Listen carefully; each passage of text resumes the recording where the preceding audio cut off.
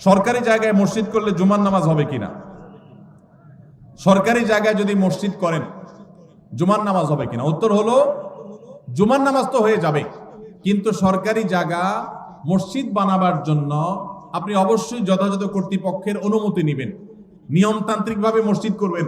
মসজিদ আল্লাহর ঘর, সেটা এই জন্য যেখানে সেখানে করবেন। সরকারি জায়গা পাইলেন আর মসজিদ একটা বানায় দিলেন, আদৌ দরকার আছে কিনা সেটার কোনো বিবেচনা নাই, এটা করা উচিত না। তবে এটা ঠিক, মুসলিম প্রধান দেশে মুসলমানদের নামাজ পড়ার জন্য একটা সরকারি বিরাট বড় এরিয়া আছে, সেখানে অনেক মুসলমান বসবাস করে, সেখানে নামাজ পড়ার জায়গা করে দেওয়া সেখানকার কর্তব্য ব্যক্তিদের কর্তব্য, তাদের কাছে সেটা আদায় করতে হবে।